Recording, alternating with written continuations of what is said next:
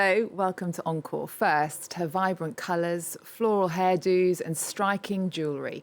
Mexican artist Frida Kahlo's style is today as iconic as her paintings. A new exhibition at the Galliera Fashion Museum in Paris is exploring the artist's identity through some of the objects stored at her famous Casa Azul in Mexico City.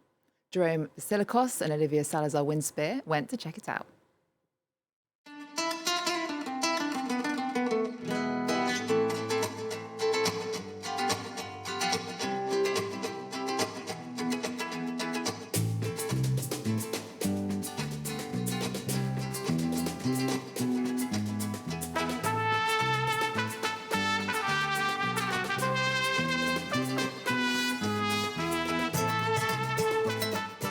She made herself into art, both literally and figuratively.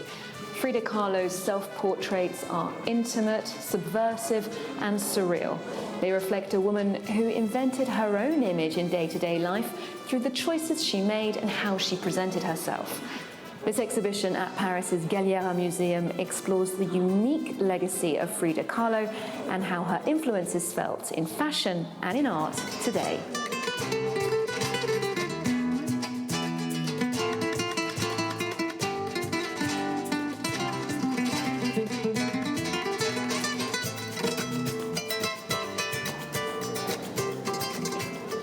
Ruth, hi.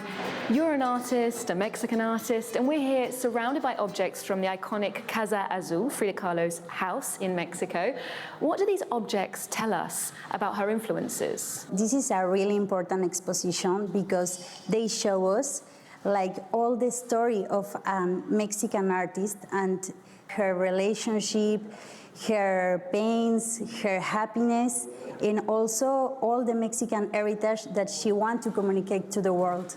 Actually, this necklace, it's really like materials, really Mexican materials, and also the Aztec and Maya communities, they use it all the time in their life.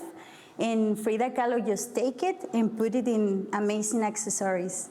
Frida Kahlo had a very specific look, the way she did her makeup, her hair, her clothes. How would you say those choices tell us about her identity? Her mother, she was part of a really important community that it's the Tehuana Womans. Because they have a really strong personality, they bring the money to the houses. Some of Frida's own outfits are on display here, many still spotted with paint from her days in the studio. But there's also a selection of contemporary designs which have drawn from her spirit.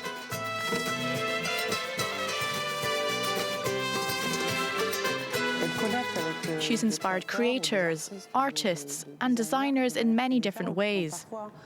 Her aesthetic is iconic, from her flowers, her colors, her Mexican skirts, and her hairstyle.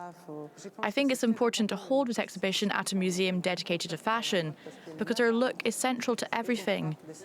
Here we see the power of clothes, the importance of what we wear in order to be true to ourselves, to express ourselves, to show off or to hide in the shadows.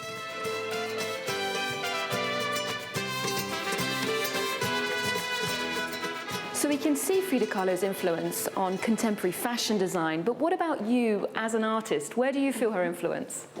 I think I really learned a lot of Frida Kahlo because she was really, really proud to be a Mexican, and she showed us how to communicate with clothes and everything.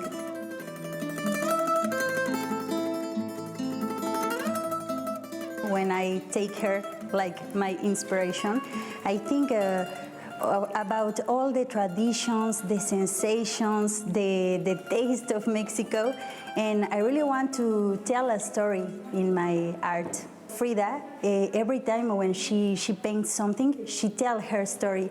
She tells about her feelings, and I can say it's the same for me. If I'm happy, I use more colors. If I'm sad, I just paint that. So. Frida's turbulent marriage to Diego Rivera, her love affair with Leon Trotsky, it's all there in her art. And when an accident at 18 years old left her with serious health problems, she had to wear a medical corset, which became a part of her.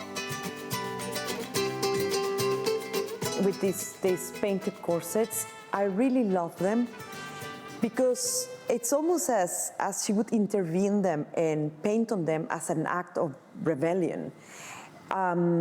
She paints on them, making them works of art, and they become almost like a second skin for her. She was also dealing with non-binary gender fluidity in the 20s already, and you see how she blends aspects of her, how comfortable she feels with her male features and her female features. She accentuates the red lipstick, at the same time she accentuates her mustache. So the work is very ahead of the time.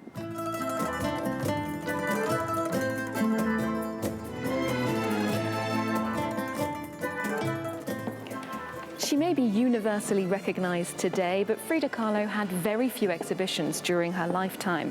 One of them was here in Paris in 1939, where the surrealist André Breton described her art as a ribbon wrapped around a bomb. And as this show tells us, there's much more to Frida Kahlo than meets the eye.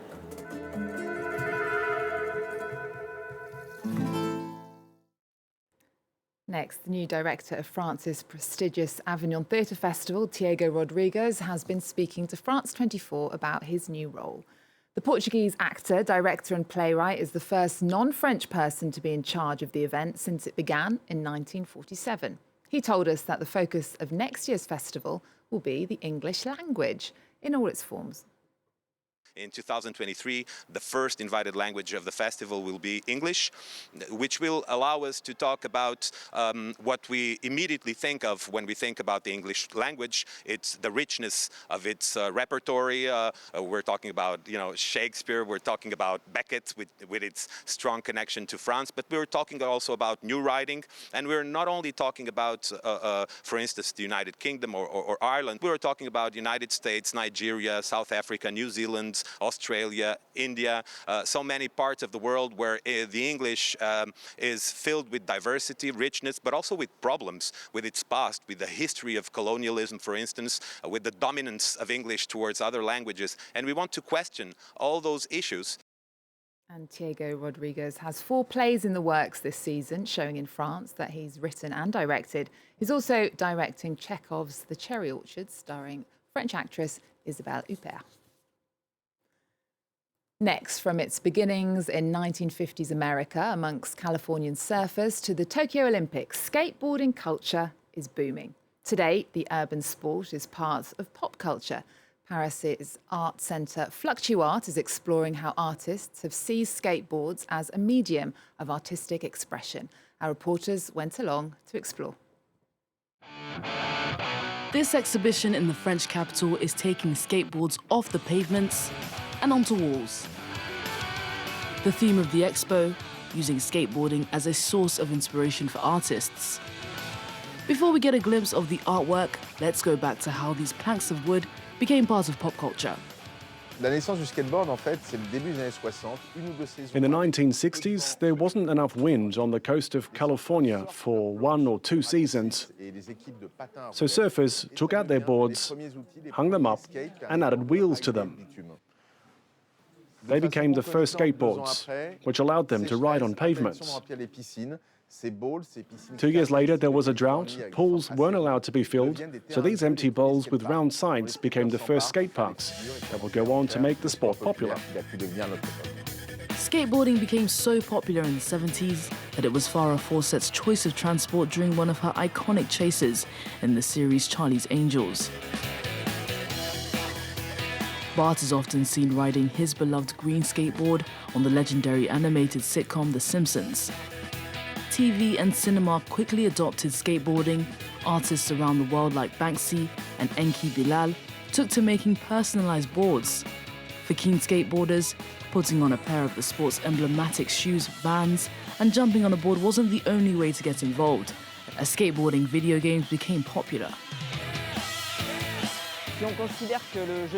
If we consider a video game as artistic work, I would say Tony Hawk's Pro Skater game, which came out in 1998-99, was the first game that really got validation from skateboarders.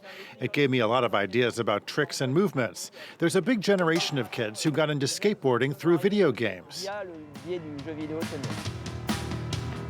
In the Spanish city of Gandia, this French photographer had a skateboarding revelation. I discovered a clan. There is really a societal dimension to skateboarding. It seems like an almost ideal society.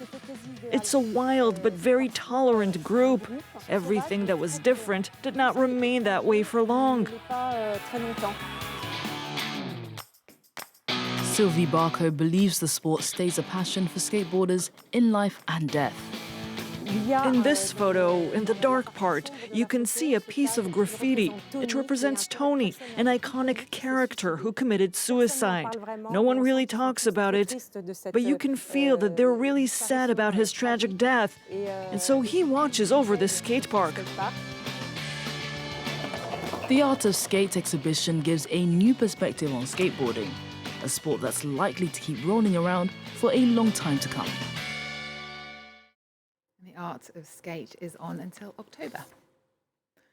The monumental works of art star Kehinde Wiley, known for painting Barack Obama's official portrait in 2018, are being shown in Paris's Musée d'Orsay. The new portraits show young black men and women lying on the ground. It's not clear if they're dead or asleep.